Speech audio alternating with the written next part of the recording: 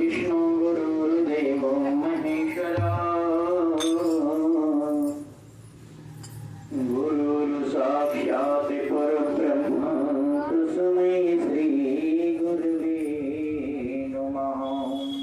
गजाननं भूतगणादिसेवितं कपितजम्बोफलचारुभक्षणम् उमासुतं शोकविनाशकारिकं नमामि विघ्नेश्वरपादिपङ्कजम्। बोल गणपति गणेश भगवान की जय। श्री हनुमान जी महाराज की जय। बोल तुलसा महारानी की। श्री कृष्ण गोविंद हरे मुरारी हे नाथ नारायण वासुदेवा। श्री कृष्ण गोविंद हरे मुरारी हे नाथ वासुदेवा हे नाथ नारायण वासुदेवा हे नाथ वासुदेवा। श्री कृष्ण गोविंद हरे मुरारी हे नाथ वासुदेवा।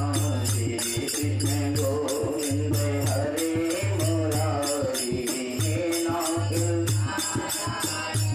बोल लक्ष्मी नारायण भगवान की जय। गद्दी के रक्षक हो हनुमान जी लेके गदा चहु बोर सिरियावो।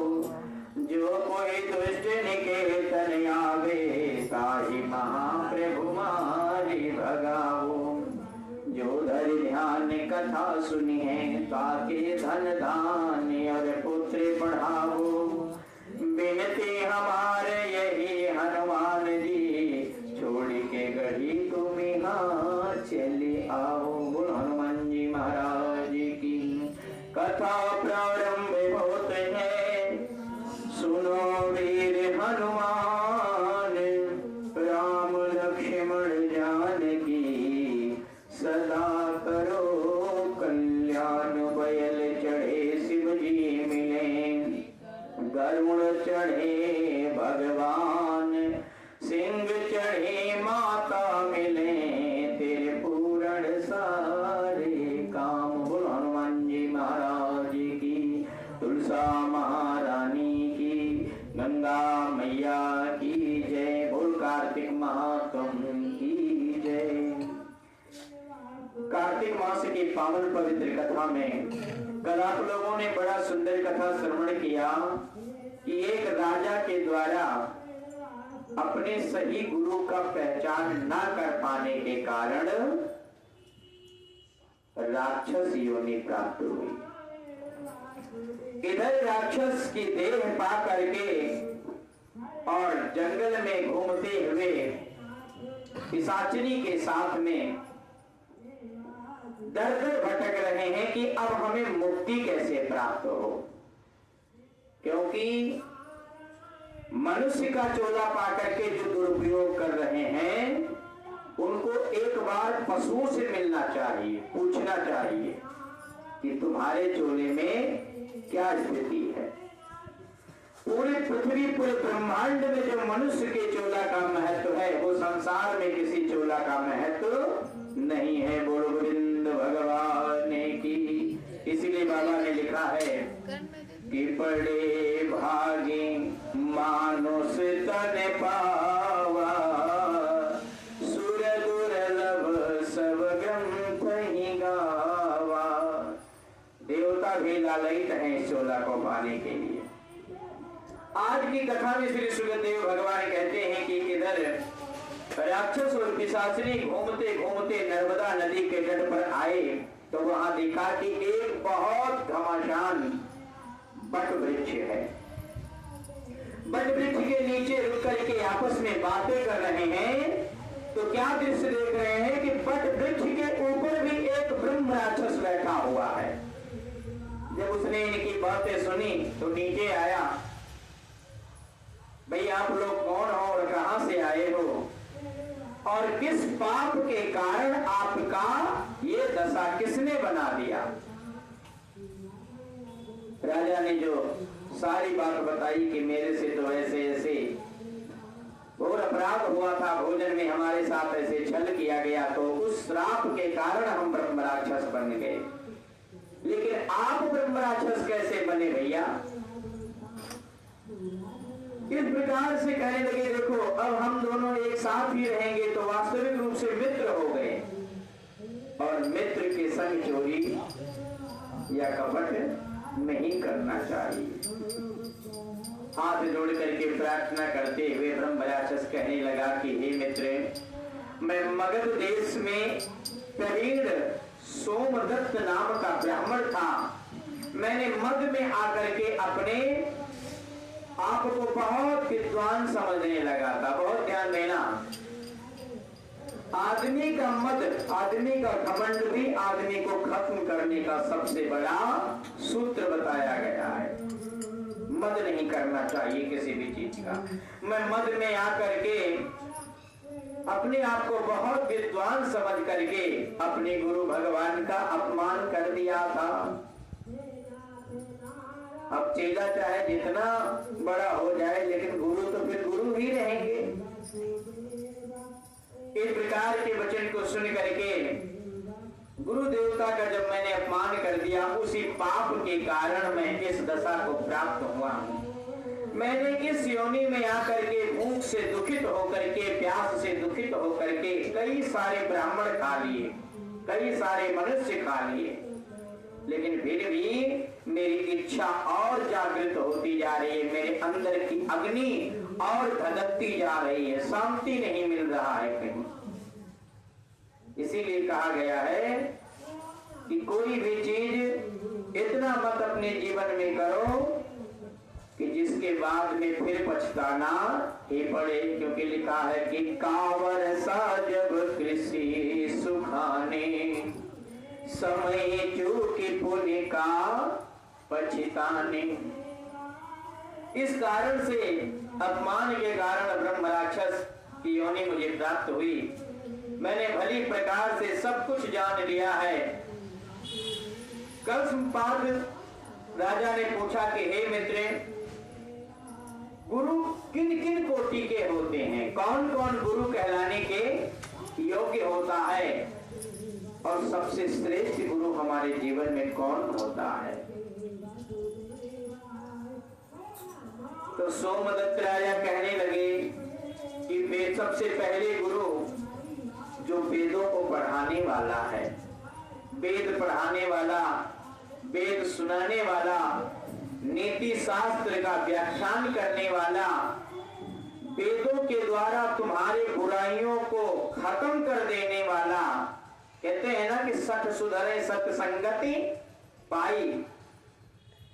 अन्नदाता भी गुरु होता है, शिक्षा देने वाला भी गुरु होता है, बुरे कर्मों को रोकने वाला भी गुरु होता है, ससुर भी गुरु होता है, मामा भी गुरु होता है, पिता भी गुरु होता है, ज्येष्ठ भ्राता भी गुरु होता है। इस प्रकार के इतने सारे गुरु जो बताए गए हैं वेदों में, ये इसलिए बताए गए हैं कि ये सब सम्मान के लायक होते हैं, ये कोई अपमान के लायक नहीं होते। बहुत ध्यान देना कि आप गुस्से में किसी का अपमान कर दिए तो आप अपने वाले जिसे दीक्षा गुच्छा लिए हो उसको तो खूब पूछ रहे हो, लेकिन अपने सास ससुर अपने भाइयों से खूब विरोध कर रहे हो, खूब लड़ रहे हो, खूब कलेशबाजी कर रहे हो, तो तुम्हारा गुरु खुश हो थोड़ी जाएगा। ये सारे गुरु एक ही कैटेगरी में बताए गए हैं। आत्माएं, इनकी वंदना करनी चाहिए।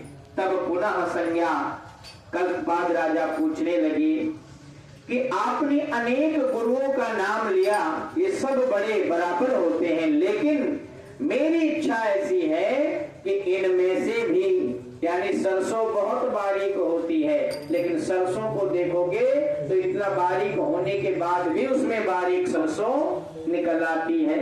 यानी अब मुझे ये बताएं कि इन सब में श्रेष्ठ गुरु कौन है? कहने लगे कि राजन, वैसे तो पृथ्वी का सबसे बड़ा गुरु तुम्हारी अपनी माँ है। माँ से बढ़कर के संसार में कोई गुरु नहीं होता है।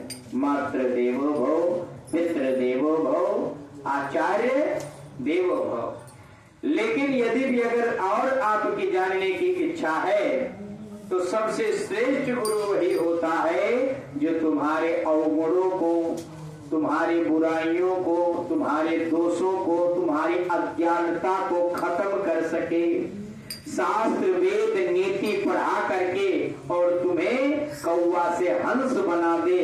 वास्तविक रूप से सबसे बड़ा गुरु वही माना गया है। बोल सद्गुरुदेव भगवान की।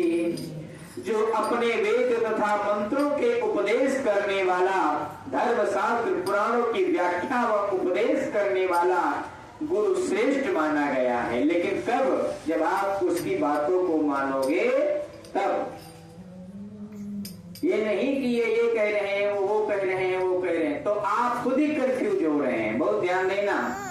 यदि आप किसी पे, अपने गुरु पे विश्वास करते हो तो जो भी गुरु जी ने कह दिया वही बात आप अटल मान लो।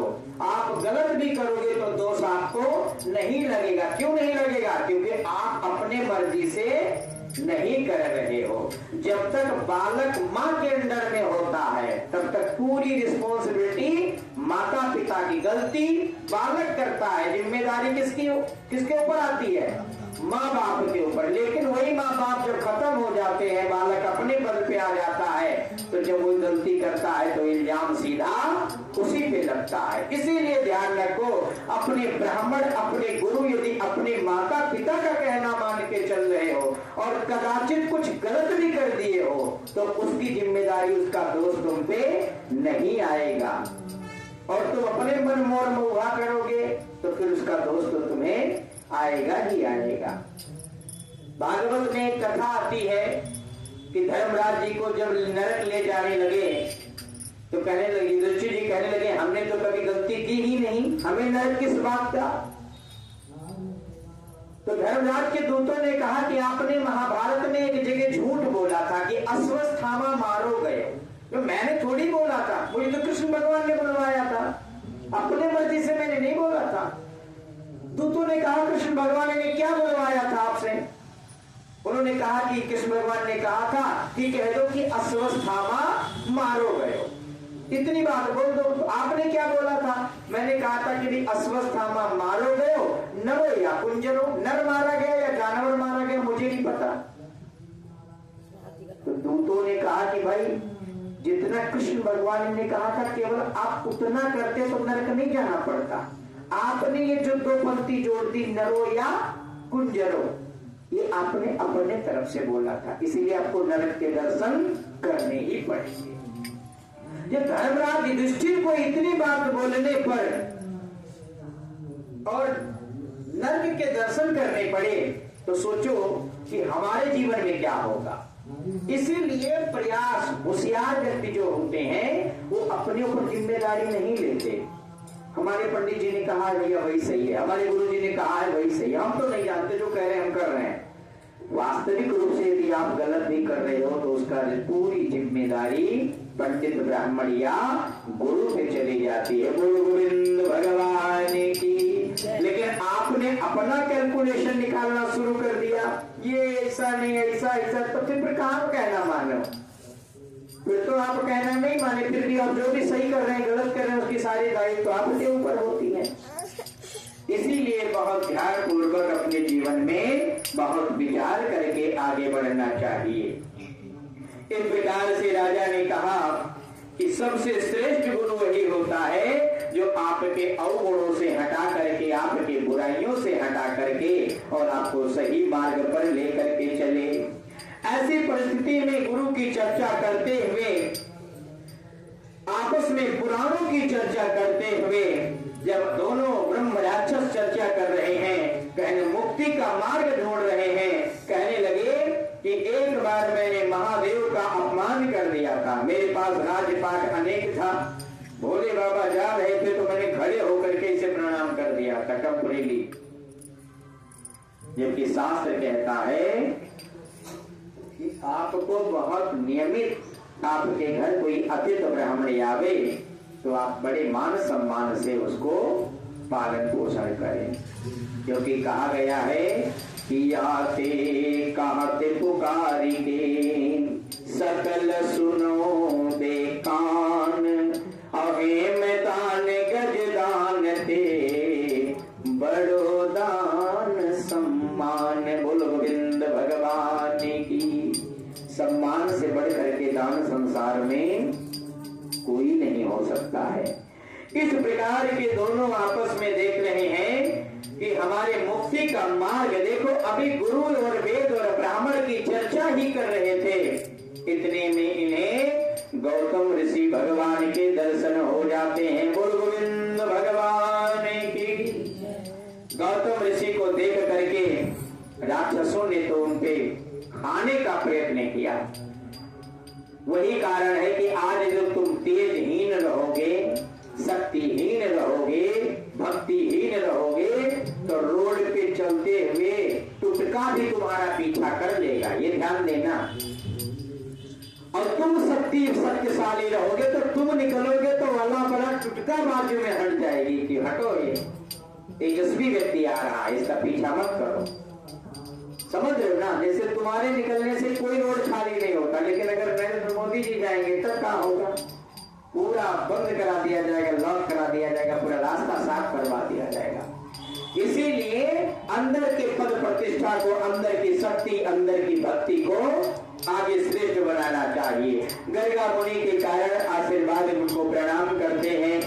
आशीर्वाद ब्रह्म राक्षस को दिया गया, पूछा गया, सारी बातें, सारी वृतांत को सुना दिया।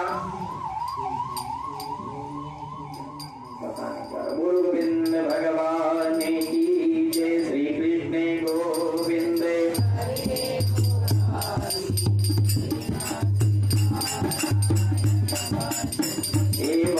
श्री कृष्ण गोविंद हरे मुरारी हे नाथ नाथ नारायण वासुदेवा हे नाथ सुदेवा। श्री कृष्ण गोविंद हरे मुरारी हे नाथ। बोलो गोविंद भगवान की। इस प्रकार से दोनों ब्रह्म राक्षस और पिशाचिनी को जब अपने बारे में पता होता है, अपने मुक्ति के साधन के लिए गौतम ऋषि के चरणों में पड़ गई। प्रभु हमारा कल्याण करो। एक बात और बताऊं कि झुकने में ही कल्याण होता है, क्योंकि झुकने में जो फल है, नम्रता विनम्रता सरलता में जो फल है, वो अकड़ में हो ही नहीं सकती। इस प्रकार के बारंबार प्रणाम करने पर दोनों ब्रह्म राक्षस को तुलसी दल युक्त होकर के गंगा जल से अभिषेक गौतम ऋषि के द्वारा किया जाता है। दोनों ब्रह्म राक्षस के देह से मुक्ति होकर के देव रूप धारण कर लेते हैं। पुत्र युक्त ब्रह्मणी और सोमदत्त विष्णु शंख चक्र गदा पद्मधारी होकर के गर्गा जी की स्तुति करते हुए विष्णु लोक चले जाते हैं। और कलश पादक अपने रूप में आकर के सोच में पड़ जाते हैं कि इस रूप को मैंने कितनी मेहनत से हासिल किया था। सोचो कि मैं कितना बड़ा राजा था, क्या क्या हमारे पास था, और एक जरा सा भूल ने सारा विनाश कर दिया था। आग लगाने के लिए पूरी अंगार की जरूरत नहीं होती, एक तीली ही अंगार बना देती है उसे। इसीलिए तुम्हारे जीवन की एक गलती भी कभी कभी तुम्हारे जीवन में बहुत बड़ा विष घोल देती है। जो ध्यान देने वाली बात है। इस प्रकार से भगवान खूब स्तुति वंदना करते हुए जाकर के देह रूप प्राप्त करते हैं। गंगा जी में स्नान करते हैं। गंगा जी में स्नान करवा करके भगवान शिव की बार बार प्रार्थना करते हैं। और भगवान शंकर जी तो मुक्ति के दाता है ही। इसीलिए सारी पूजा समाप्त होने के बाद लास्ट में कहा जाता है नमः पार्वती पतये हर हर महादेव। क्यों कहा जाता है? क्योंकि मुक्ति के दाता भगवान शिव जी हैं, और कोई भी हो उसको मुक्ति की बहुत आवश्यकता पड़ती है। बोल गोविंद भगवान की। कल की कथा में बताया जाएगा, इसमें तो गोपाल जी दे दिए हैं, चलो ढूंढा जाएगा।